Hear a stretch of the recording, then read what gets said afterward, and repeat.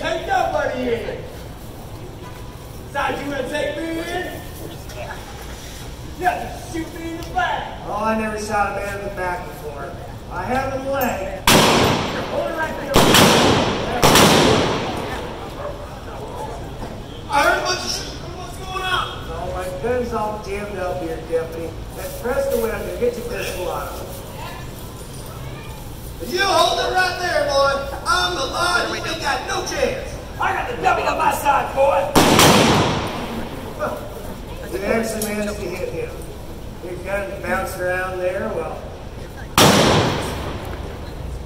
what'd you shoot him again for? Well, he was suffering. You shoot horses when they're suffering, not people. Oh, I didn't like him anyway. Get down there and take him to the dock. Clean up your mess. I'll tell these folks the rest of the story. Not too long after the shooting stopped, old Connor's got himself arrested at the stables over on Sherman Street. They took Preston down to Doc Babcock, patched him up good enough to travel. They took both of them down to Cheyenne for trial. They found both of them not guilty due to a lack of evidence. Can you believe it? But I did hear them boys cleaned up their ways, and one of them even got a job working for that very same stage line he helped drive. That's the way things really were back in Deadwood in 1877, when old Preston Webb and the boys came to town. Thanks for being here, folks, and have yourselves a great Deadwood day.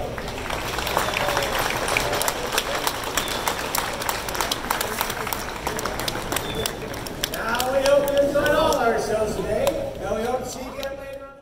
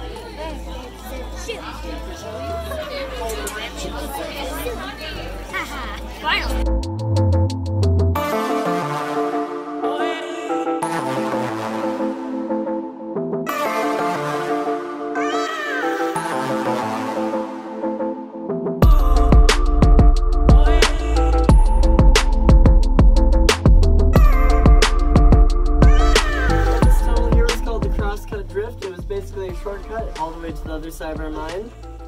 It would be in here that the miners would store their tools and also spend their breaks. Kind of yellow stuff on the ground here. It also is growing along the walls. This is a rock you do not want to take home with you. This is called sulfur. It's what gives our mine its famous smell, as you might have already noticed. This is called graphite. It's the same stuff they use to make pencil lead. And then you'll see this crystal right here. This is called quartz. You can find it all around the Black Hills. A lot of metals love to grow around quartz like this, and that includes gold. So the miners were mining out areas. They would originally follow this quartz to try and find any gold around it. And it's because of that they had a bit of a saying, follow the quartz, lead to the gold, which is actually how the town of Lead got its name. Now sadly, this is not gold. It is actually iron pyrite, also known as fool's gold. This was not entirely useless to the miners because the way they actually got their gold out of the rock here was by taking any rocks that they blasted out and melting them down. And then they used a chemical reaction with this pyrite to try and pull that gold out of that rock. And it's because of that they could actually sell this to other mines in the area. And after a while they actually made more money off of this pyrite than their actual gold. However, that is also what put this mine out of business. A little while later after this mine was open, some people realized that a chemical called cyanide worked much better for extracting that gold, which cyanide is one of the most famous poisons to exist, and as you can imagine, that did wonders for our ecosystem around here. And it's because they could no longer sell this pyrite for a profit that they originally went out of business in 1918. So this mine only ran for around 30 years, with it originally opening in 1878. This is called melanterite. When it grows in big crystals, it has a really nice blue color. It is also slightly toxic. So it goes as a general rule around the mine not to lick the walls. So as long as you follow that rule, then this tour should go pretty good. Because they found a very large amount of gold from this area, considering the actual size of this mine. And in total, this mine produced around 15,000 ounces of gold, which is a very, very large amount, especially for a mine this size. But compared to the massive Homestake mine at the time, which was the second largest in the entire Western Hemisphere, that one actually produced around 50 million ounces of gold, which is quite a bit more. And this mine was pretty much dwarfed by that, although it was still very profitable for what it was. You'll also notice that there's absolutely no supports back here. That's because the miners did not care much for their safety, and they assumed that any rocks that fell from the ceiling were just rocks they didn't have to blast out with explosives. So because they wanted to save as much money while running this mine as possible, they did not have any supports like you see here set up around our mine. If they were lucky, they might have a single dead log holding up a rock.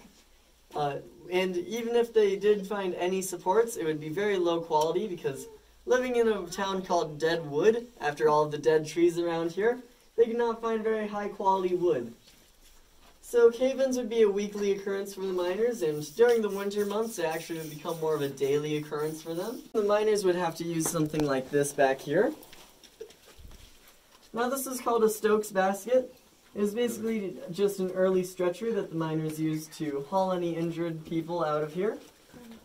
Now surprisingly, our mine has no reported deaths, but the emphasis is on the word reported there, because back in the day they did not keep the best track of their workers, and if one of their workers went missing, they saw it as more of a paycheck that they didn't have to hand out.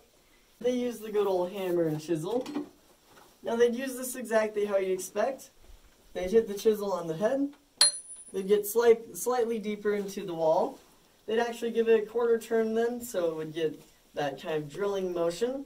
They'd repeat doing that over and over again until they were around 5 feet deep into the wall. And then once they were there, they would switch to a sledgehammer and this larger nail here. Now at that point it was more of a two-person job. So they had one person holding this nail and one person swinging that hammer. And in case that wasn't already sketchy enough and only candlelight, because they could barely see the head of this nail, they had a bit of a solution to seeing an actual target. They'd actually put their finger over the head of the nail. They'd rub off their fingernail so it was nice and shiny. They'd try and see where the reflection of the candlelight was in their finger. They'd go 1, 2, 3, strike. They'd hit this nail. It'd go slightly deeper. They'd repeat doing that all the way until it was about this much in. And then they'd just keep doing that until they would get their job done, break a finger, or until they had to mine somewhere else. And they'd fill that with an explosive. And over the course of about 3 years, they actually managed to mine out this stope here. So it's a very time-consuming process.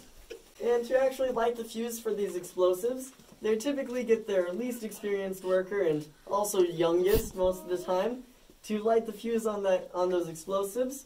Then they'd run out of this mine as fast as they could in complete darkness, because believe it or not, running with a candle does not work very well.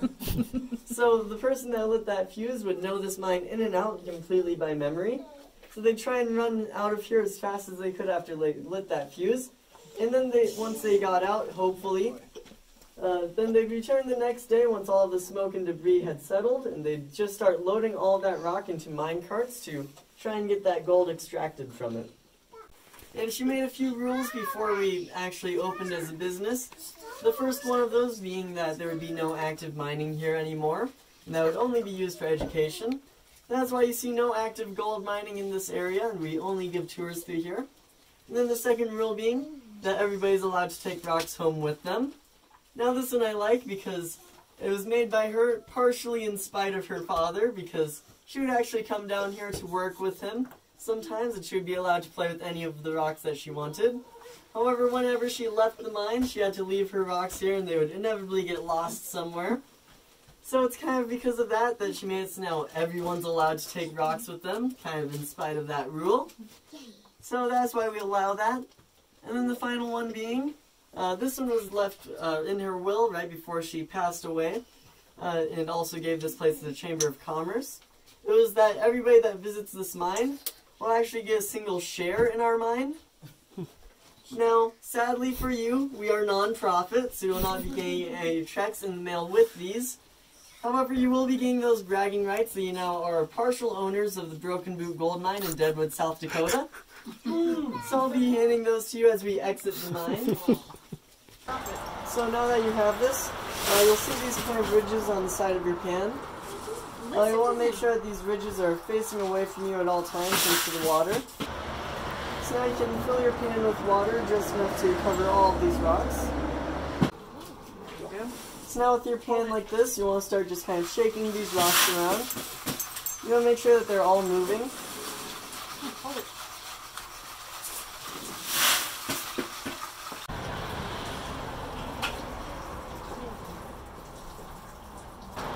But once you kind of get the hang of it, then you can get that water to take that rock with it. You want to make sure that the water is doing all of the work and that it's not just pouring out on its own. So you're doing good. And in between doing this, you can shake your pan around again to make sure all that gold is at the bottom. And your gold will actually stay in these pans very well. I've had someone dump out almost their entire pan before and their gold is still left behind. So good to know. Yep, it's pretty hard to actually lose your gold. Now this is probably the toughest step, but if you shake your pan carefully enough, all of your gold will stay where it's at better than all of the other rocks. Yep, just like that. Do you see it? Yep, you Little can see bitty that flakes. gold kind of... So now that I have all of your gold kind of mixed into one area, you can see that if I shake it just right, it will stay in there better than all of that dust around it. So now I'll pour out your water very carefully. And now with a dry finger, you just want to tap that gold and it should stick. And now, Get in your... Yep. tap the water. As soon as that gold touches the surface of that water, it goes straight to the bottom. So that's why it helps to have that water level as high as you can get it. You have to dry your finger, Yep. And in between you want to dry your finger again. or use a different finger that's dry either way. And if you want, you can just kind of switch fingers and tap as many as you can. Don't leave any gold behind, Hunter. That's $1,900 an ounce. 1 ounce is about $1,900. Yeah.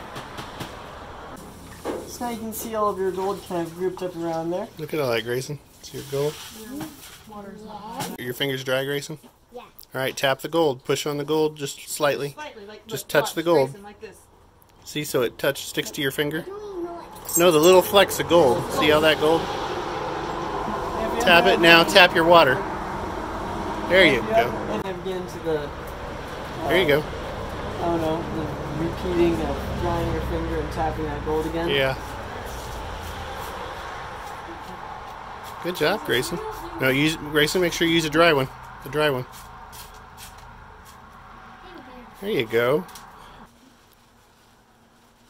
Hunter, this is what they used to do a lot. Go in a creek where there's a lot of gold content and pan for gold in the creeks. Stick it in there. Guess there's still a lot of places where people still pan. Yep. I've gone panning down that river next to the highway right there. Cool. And you can find gold there. Yeah. It's just not nearly as much as this. Right. This place was pretty much clean during the gold rush. Yeah. Everybody and their brother are panning everything they could find, probably, yeah. Daddy, What? how much is a teensy bit of gold? I don't know. Not much. Less than $10. So you'll have him double check though. Hey, do you know how much money is a teensy bit of gold? The amount of gold that's in here, I believe, is around 3/1000, which sounds like a really small amount, but that's worth around $8 to $7. Oh. However, we do not really measure it very carefully, Right. so you actually can break even very easily with this. Grayson, stop. You're putting random stuff in here now. And I've noticed that a lot of people have been getting more gold today than a few days ago. So there's this one tiny piece of gold right here. Hunters. Yep. Oh, I'm yeah. going to empty out this pan really carefully to make sure that it has all of it Quite a there. bit. Hunter, you got quite a bit in there. Mm-hmm. Can you see it? We're having to label them. No, I can see it. Oh, yeah. Well, hold on. I gotta put the lid on it because, well, you're great and you're clumsy. I want more. Well, that's all you get. You want to show the camera? But yeah, quite a bit too. And Yeah. these vials Oh, yeah. are made of glass. They're fairly sturdy for what they are, but just be careful with that.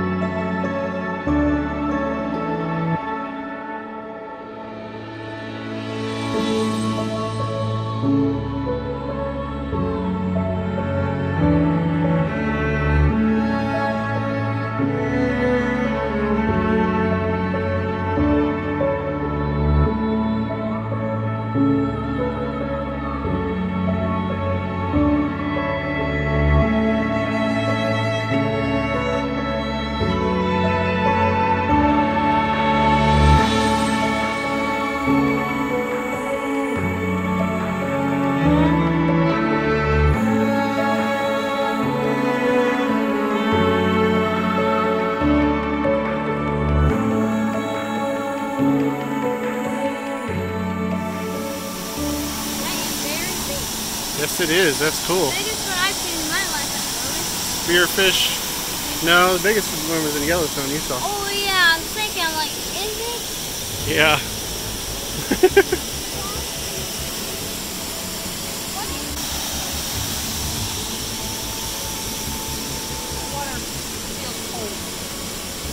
Yep. Actually, it feels warmer right here, though, for some reason. Yeah, sure. Oh yeah. That is really cool.